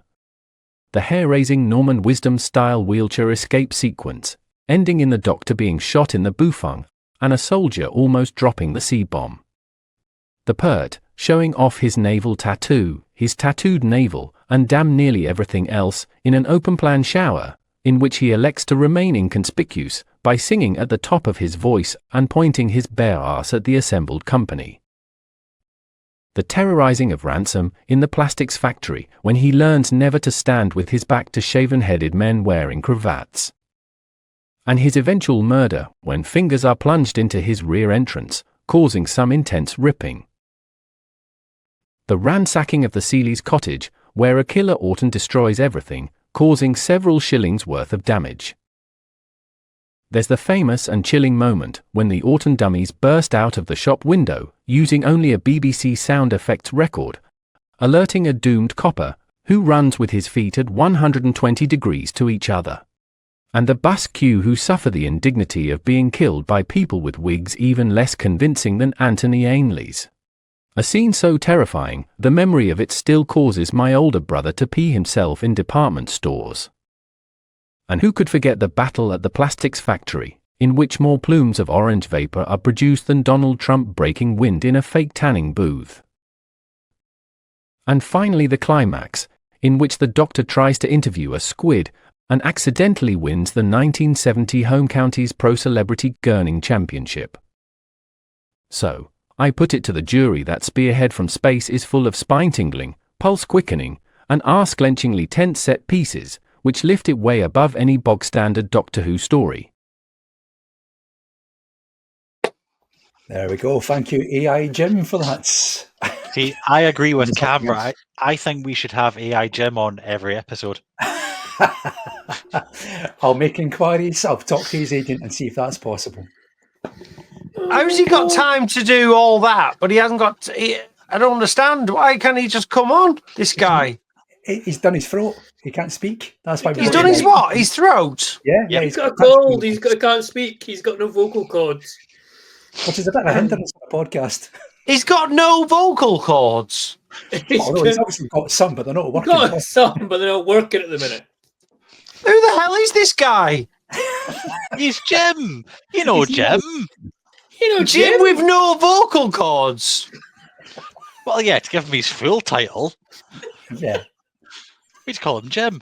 So is he watching now? Is he watching now with no vocal cords? I don't know. Jim, if you're watching, put Mikey's qualities at ease. Put me in the picture, Jim. Right. I'll keep an eye on the comments just in case. So there you go. That was AI Jim's thoughts. Oh my god! Spearhead from Space. Anybody want to? Well, I imagine you do want to argue against those prosecutions. Yeah, I'm gonna jump in for the ending. I mean, we often bang on about how it's such a great Doctor Who moment of all the mannequins breaking through the shop windows. Yeah, letting everyone in the street. Having watched it again for this this show, obviously as we do because we do all of our research, I was kind of taken aback with how badly it's put together, that sequence. Apart from the shot, the actual shot of them breaking out of the window initially, which is the bit everyone rants and raves about as if it's some great, critical moment of Doctor Who. It's all just like, filmed in an empty street, and then suddenly there's people on a bus queue, which you didn't see before. It's full of crash zoom close-ups of people's faces who you didn't even know were fucking there. It's full of close-ups of hands. It's all just like really disjointed and shoddily put together. It's not convincing in any way at all. It just looks like there's a small attack going on in between, with that's only really affected 5 people, and that's it. You don't get this impression of this being this nationwide thing. It's really badly put together as a sequence, and I don't know why it gets as much credit as it does. I think in some ways it's a time-lapse sequence almost. So the streets are empty. Then there's people at the bus stop. Then it's a bit busier. Then they break through the window.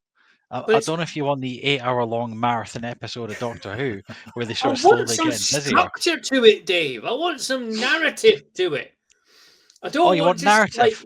Like I know, in like the next scene where they go, it's happening all over the country. Is that not enough I narrative for you? I Where they know, but literally tell you. having one character say, by the way, that happened, by the way, that's it, we do it all the time.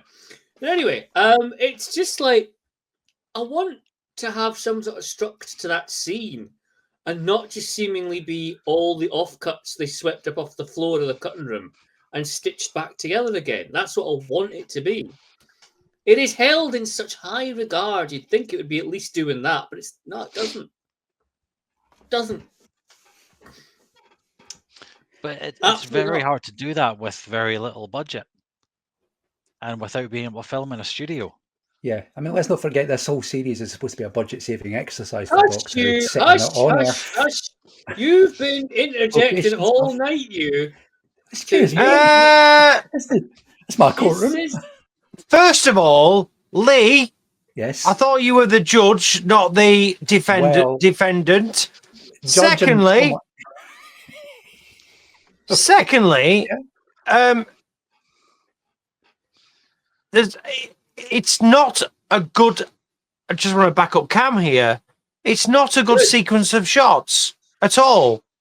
I think the only reason why people get all excited about it is because it's quite rare in this period of Doctor Who. In fact, it's quite rare for years to come to see real people.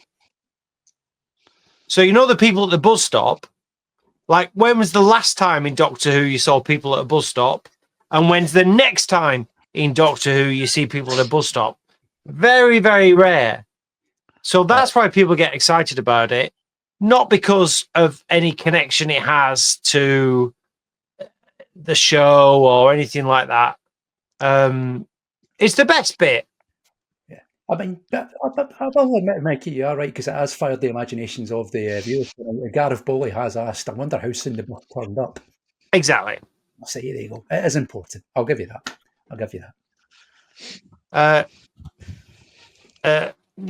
Daniel also says, can I put Daniel's up and I'll... There we go. This one? That's the one. It's nice that 2005's Rose pays tribute to the end of Spearhead From Space by having the Doctor gurning at the camera while he's being menaced by giant alien Bobby thing. Correct. Yep. Absolutely correct. Indisputable fact from Daniel. And he's Jones. iconic. It's an iconic 6 seconds. Yep. Yeah. From a boring show that nobody ever watches. I'd love to.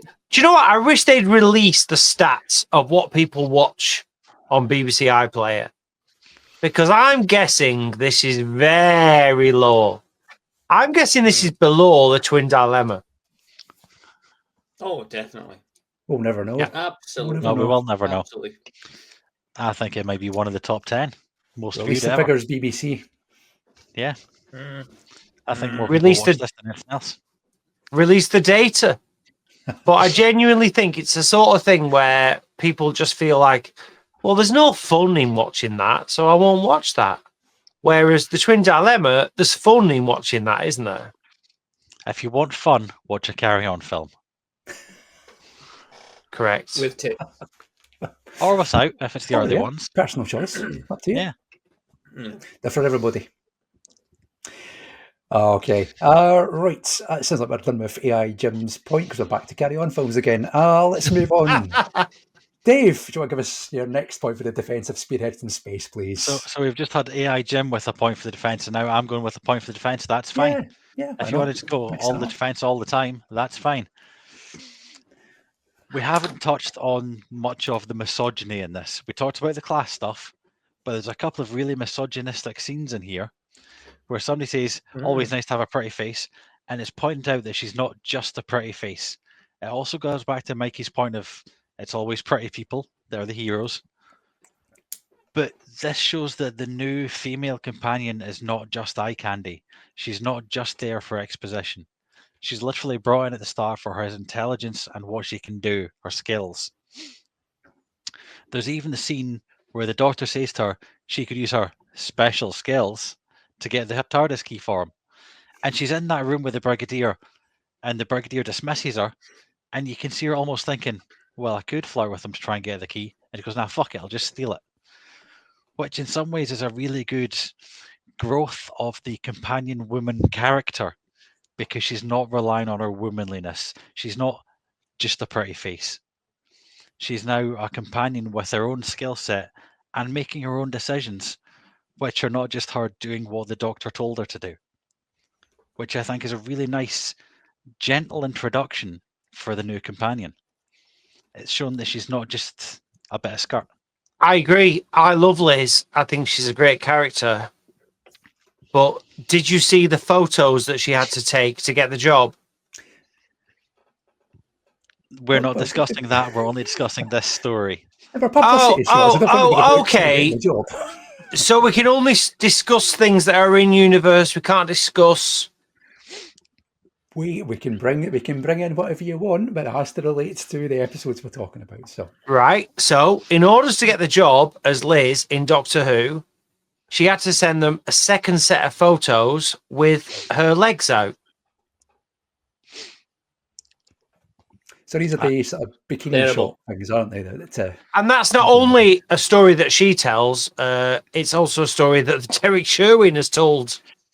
Because he's got unfortunately, Derek Sherwin's stories were all told in the 90s when it was okay to tell the truth. So... And I'm not saying that's right. I'm not saying it's fair. I'm just saying... As I said, it goes back to your point about them keep hiring the pretty people to be the heroes. But that's still what they're doing. The character of Liz Shaw, the way she was written, could have been just about that. But it's not though, is it? No, because it's about her skills and intelligence as well.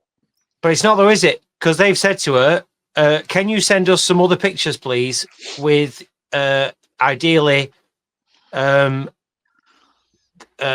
look up your skirt. And that is completely wrong and should never have been allowed to happen. So, Dave, I think what I've done is completely destroyed your argument, and I want to apologise for that. Well, if you had done that, I would accept your apology. Thank you. F. I think that the Liz Shaw presentation is obviously an attempt by Doctor Who to say, oh, look, here's a female character who isn't just hanging around being all nice and pretty looking. And, she's a scientist. She's a serious scientist. She's an intelligent woman. But in order to do that, she has to be very pretty and have her legs out.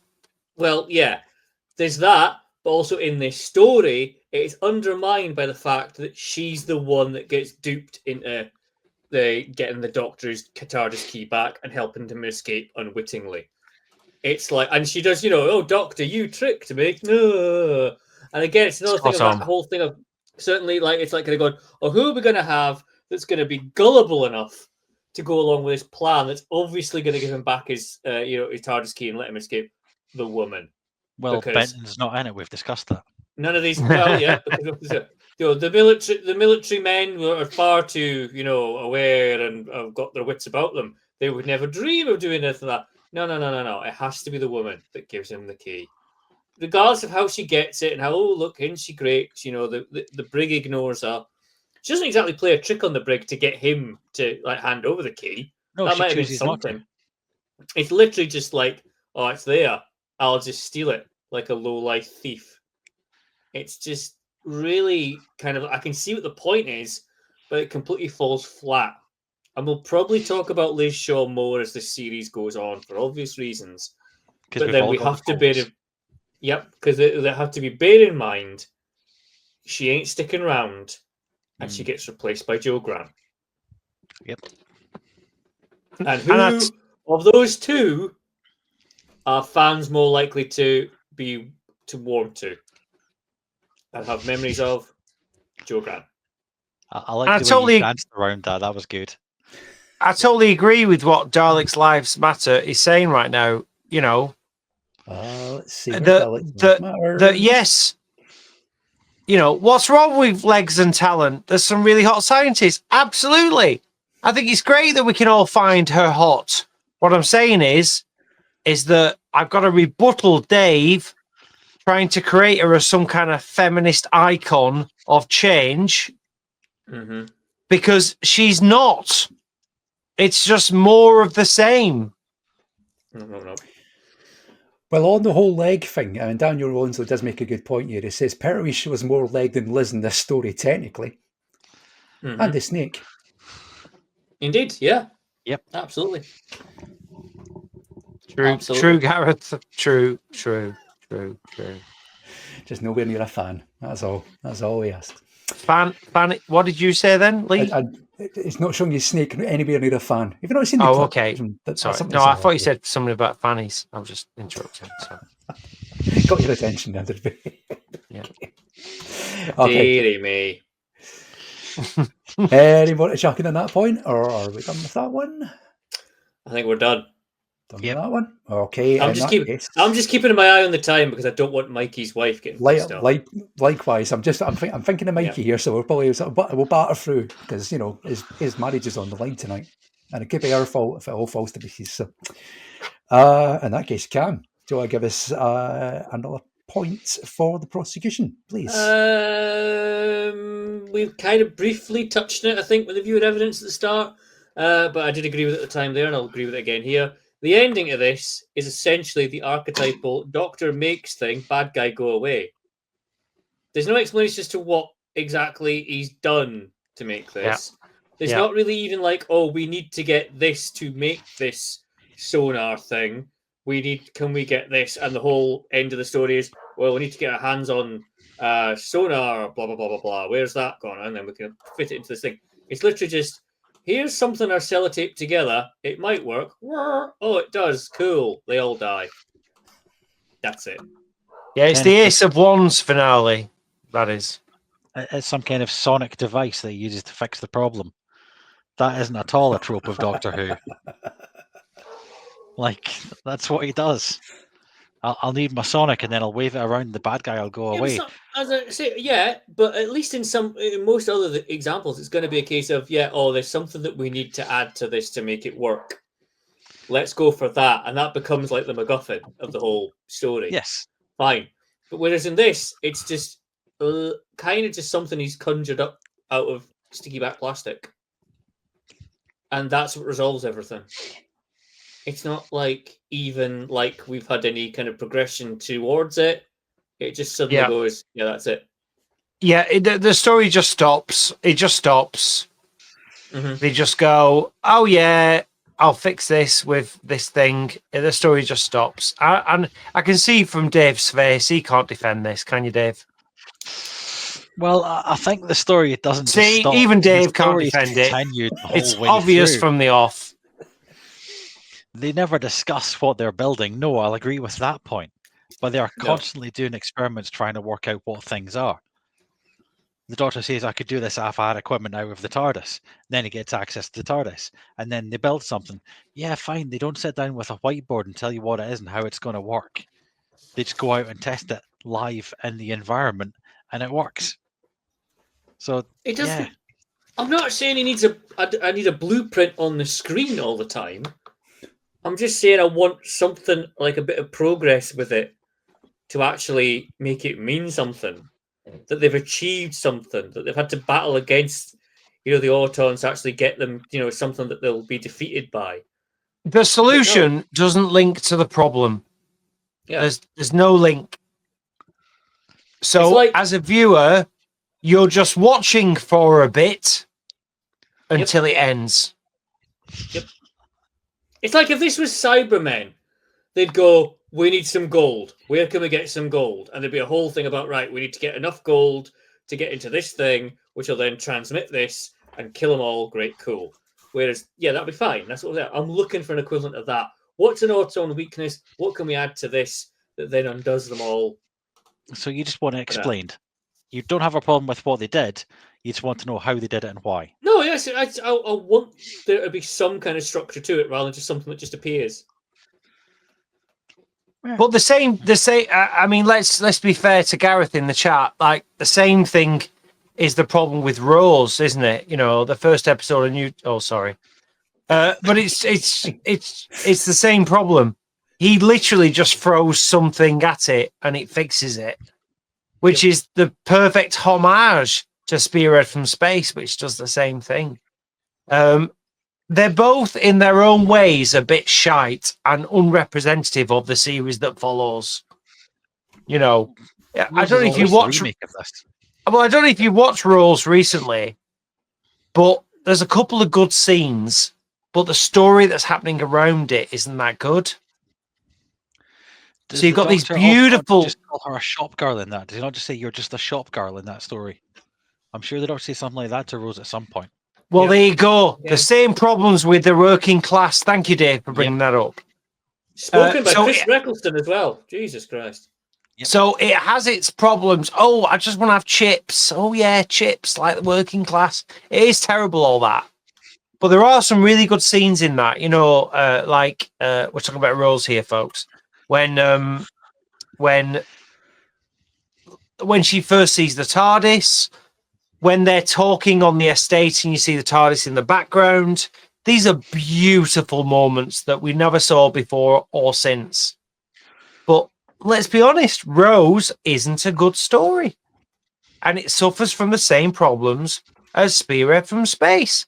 People just waving something around and the adventure just stopping. So maybe, hang on a minute. I'm thinking about this now, Dave. Maybe Dave's got a point.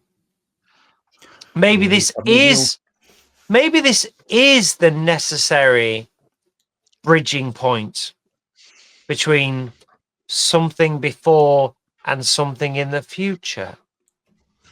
Dave, I'm going to think about it for a second. Well, don't think too long because you've got to finish soon or you'll get in trouble. While Mikey's thinking about that, Gareth Bowley says, imagine Rose with Sam Seeley in it. Infinitely better. Can't say he's wrong, can you? And Daniel Ronsley adds to the plethora of Benton spin-offs by saying Rose, but she's going out with Benton instead of Mickey. He will bend her over backwards, Benton. He doesn't give a... He doesn't care. There you go. There's one for your new adventures. Right. Time is getting on. So let's have your final point for the prosecution. Mikey, before we go to summings up, what you got for us? Oh, my God. So do you want something different than I've already said? Why not? If you've got something different, go for it. Oh, okay. So I don't think Doctor Who suits film. Okay. I don't think it suits the orchestrated nature of film editing, where your edits are based on your objective as a director or a film editor, and they're trying to convince, the other party of something. What Doctor Who really suits is the fly on the wall, virtual documentary feel of stuff just happening. And I think this experiment of turning it into a procrastinated, deliberate show that tries to marry music with circumstance at the time was a dangerous move that, thank God, they didn't go with. And only today has it been proved that approach is shite, because that's what we've got in the modern series. So what you're saying is this is as guilty as all of the modern stuff. This goes in the bin, and so does everything that Murray Gold has touched. I'm saying that Spearhead from Space is as bad as Space Babies. Well, on an evening of bold claims, there's a Miller load right there.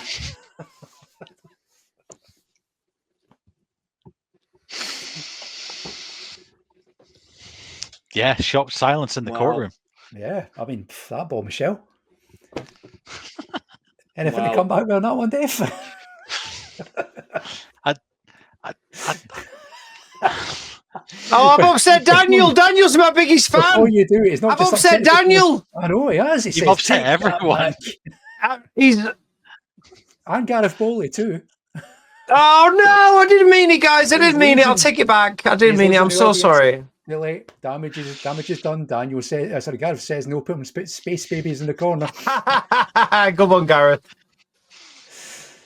He's losing the courtroom. Dangerous game to play right before the end of the vote. Dave, anything felt to add on that one? I'm just kind of blown away by that final point. It was just such a nuclear option.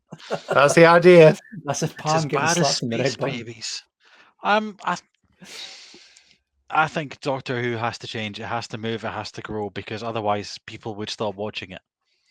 So they try different things. They try new things. They haven't tried the musical episode yet, but I have no doubt one day they fucking will. Oh God. This was them doing it on film in full colour, on location. So it's something new and different, and I don't think it should be guilty because of that. You don't like it. You don't necessarily agree with the way they've done it, but I don't think that them doing it is in and of itself a bad thing. Okay, so there you go. Right, okay, let's start wrapping things up. Just before we go to summings up, Gareth Bowley has said the prosecution's canon will have more holes in it than a universe with entropy. You've definitely lost them now, Mikey. You've lost them. Yeah. Could be over, man. Could be over. Right, let's start the summings up then. Dave, let's have your summing up as to why Spearhead from Space is not guilty of crimes against Doctor Who, please. So, this is a new Doctor, but it's not a story about the new Doctor, which is a nice change. It gives him a chance to grow into the Doctor as a character. You might not like where he starts up, but everyone loves where he ends up, and this is the start of it. This is bright, colourful, shot outdoors television, the way it should be. The characters in this, yes, a lot of them are working class stereotypes or they're upper class stereotypes, but we know these characters. As soon as you see the poacher in the field, you know what he is. As soon as you see the manager of the factory, you know who he is. And yeah, we've touched on the scene in the high street, and it's great. It's a traditional scene. We've seen it in things like 28 Days Later. It's iconic. It's always used because of shows like this that set it up. We've got a fantastic start for a new companion. We've got an interesting story. It's Invasion of the Body Snatchers done by Doctor Who. They don't cut down on the adultness of it. There's death, there's threat. It's a grown-up, vibrant, modern story done by Doctor Who, who've managed to bring in basically main new characters, but not made it about them. And for that, I think it's not guilty of crimes against Doctor Who. Okay, then. Strong summing up from the defence. Mikey, do you want to give us your summing up as to why it's guilty of crimes against Doctor Who, please? Well, first of all, I want to say that Dave's passion for the show is exactly why I love Doctor Who and its fandom. Secondly, I want to say that I've said a lot of cruel things about Spearhead from Space this evening. Some of which I meant.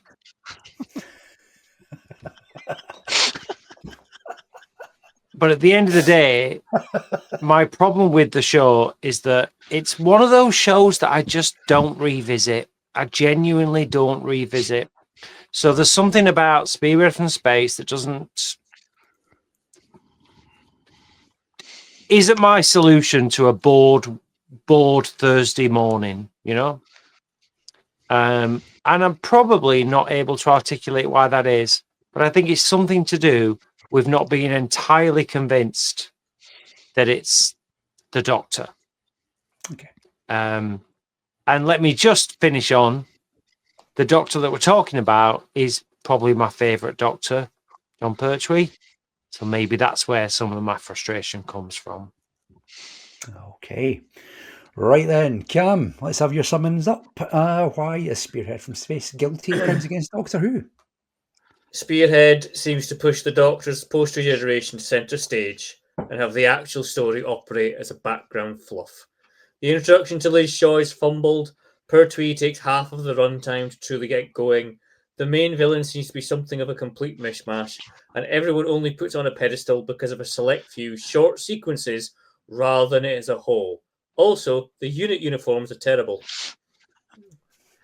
In short, the smaller parts of this do not combine together well to make a satisfactory Doctor Who story, and therefore guilty. Okay, and last but not least, it is time to cross into the realm of automated intelligence. to find out exactly what AI Jim thinks. So, AI Jim, give us your summing up on why Spearhead from Space is guilty of crimes against Doctor Who, please. Summing up. Excuse me. Something seems to be up with my AI avatar. Bloody Ian Levine. Anyway, Spearhead from Space was a new direction for the show. Creepy, exciting, funny, often intentionally, and full of memorable characters and moments that stick in the mind. It also spawned one of the best novelizations in the target range. I've bought the story in all its 17 versions and never tire of watching it. And you can't say that about the Twin Dilemma. Apologies to my colleague Dave for my non-corporeal appearance at this trial, but I'm sure he will have crushed all resistance in my absence. I'm hoping the trial will arrive at the correct verdict, that Spearhead from Space is not guilty of ballsing up Doctor Who. In the event of the wrong verdict being returned, I have a platoon of plastic Gary Downey replicas ready to visit the homes of the prosecutors and unleash hell. AI transmission ends. And that, folks, is why you should never really trust AI, because he's crossed to the other side. He's gone to the defense. There you go. AI Jim. Have I met this guy before? Who is this guy? We don't know everyone you've met. I don't know, but in terms of the Polis Box, I don't think you've ever met Jim. This Maybe guy's brilliant. This guy's great. And he also looks like a former bass player from the Suite. That's even better. Yeah, see? He's all things to all people, isn't he, Mikey? Yep. What a guy. Right then, that is the trial almost wrapped up. So, you've still got a couple of minutes to vote in the poll. So, you get to decide whether Spearhead from Space is guilty or not guilty of crimes against Doctor Who. You've got a couple of minutes left to go to tinyurl.com/polisboxvote or to click on the link in the episode description of this video you're watching now. We're going to have another quick short break. When we come back, we will have the results of tonight's trial and find out if our Spearhead from Space is guilty or not guilty of crimes against Doctor Who. We'll see you in just a couple of minutes' time.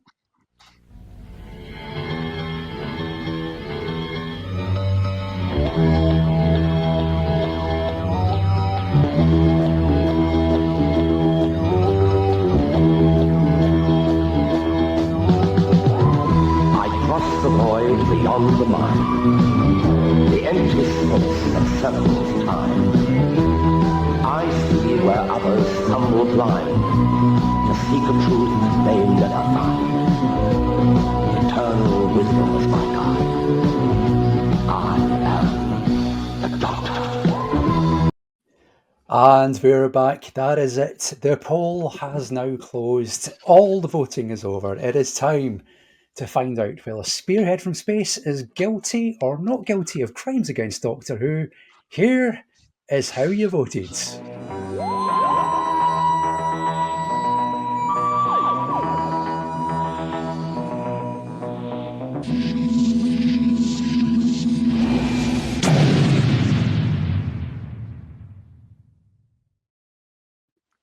It's a win for the defence. Yes, Mikey?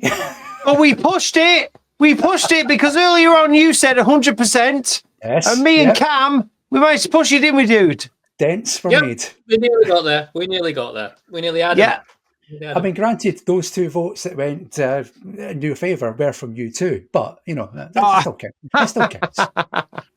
Spearhead from Space has been found not guilty of crimes against Doctor Who by 75% to 25%, which means it goes into our unofficial canon of Doctor Who and lives to see another day.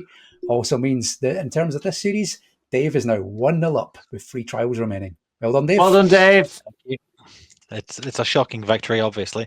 Nobody saw it coming. Cam, Mikey, you must be gutted not to nail this one, just to condemn it to the fate it deserves.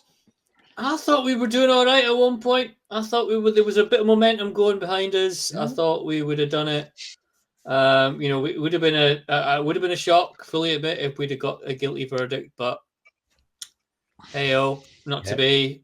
We have had more one-sided votes than this, so take some heart on that. We live to fight another day, Cam. Yeah. We do.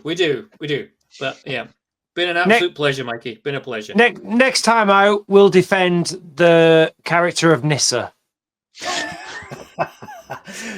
So you've taken one impossible mission tonight, and you're going to do another one, are you? Yeah. How's that sound, Cam? Yeah, you can try, by all means, mate. By all means. You're quite welcome. Fraser Gregory's now got competition for his title of Champion of the Damned. Mikey's coming for that title now, Fraser. Mikey, thanks very much for joining us tonight. It's been a blast to have you on again. My pleasure.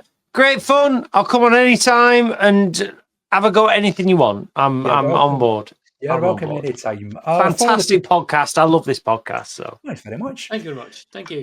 For the people who are watching who aren't familiar with what you do and where you are, where can people see you and hear you?